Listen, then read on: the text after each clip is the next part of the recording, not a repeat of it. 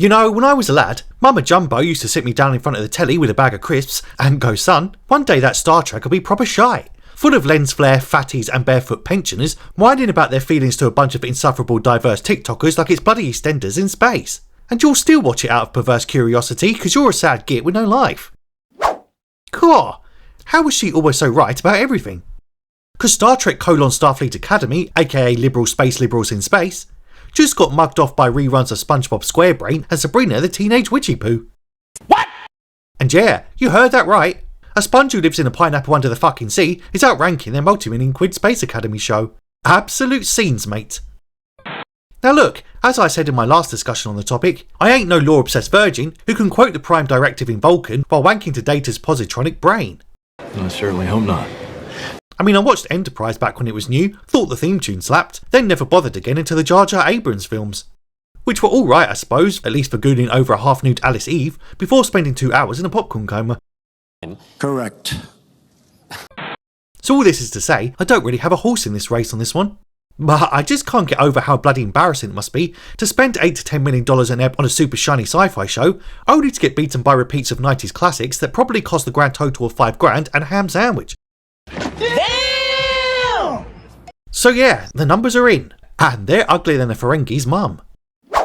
This thing shits out a new ep, spikes to number 9 on Paramount Plus for 5 minutes, and probably because some poor sod clicked on it by accident, then drops to 10, and within 3 days, poof, gone. Before you can say, how are 32nd century aliens more normal looking than the current day actors who play them IRL? That's a great question. I've been wondering that myself. And who's sitting pretty at the top? Half-assed South Park episodes. I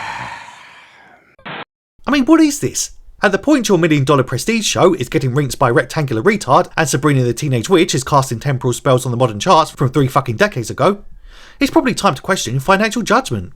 Or at least look into why every single Trek show made by this Kurtzman fella seems to keep going viral for the wrong reasons and leaving you more broke than current day Mickey Rourke.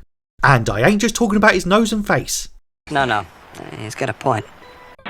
And the King of Queens, for frick's sake? Kevin James moaning about his missus from 1998 is getting more views than your fancy 32nd century drama about Gen Z space teens swallowing their own badge comms in space?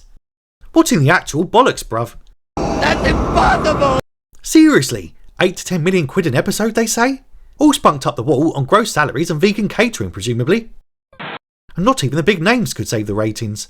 Hippy-dippy Holly Hunter disrespecting the authority of the captain's chair and chilling out barefoot like she's at friggin' Glastonbury, a Paul Giamatti hamming it up as a porky space pirate, and even Bobby Picardo back as a hologram doc who somehow aged 20 years despite being made of light. And yet, the sitcom your mum and dad had their first smooch to back in the 90s is currently spanking it harder than that CNN bloke in front of a webcam. Bruh. Wow! I mean, people have seen every SpongeBob ep 47 times over and know Patrick's lines better than their own wedding vows, and they'd still rather rewatch Squidward crash out rather than spend any new time with your new batch of whiny cadets? Lol. It's like Paramount went, yo, we want the OG Trekkie fans back. And the fans went, nah mate, we're rewatching Sabrina pet a furry black pussy again.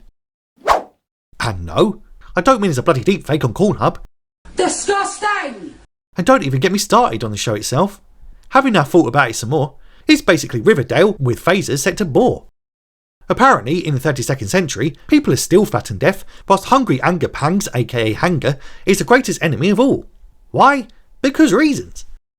And super lazy creatively bankrupt writing, I guess. Yeah, that makes sense.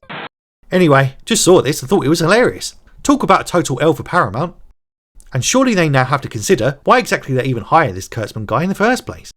What on earth does he have over them, and why does he keep fading upward in an industry where only pedos and wrongins get promoted? Oh, never mind. I totally get it. What? But anyway, those are just my thoughts. Drop yours in the comments. Are you actually watching this crud, or just hilariously hate watching the charts crash? If you like the vid, smash subscribe, and I'll catch you the next time I feel like slagging off something expensive and pointless. And no, my next video ain't going to be on Katie friggin' Price.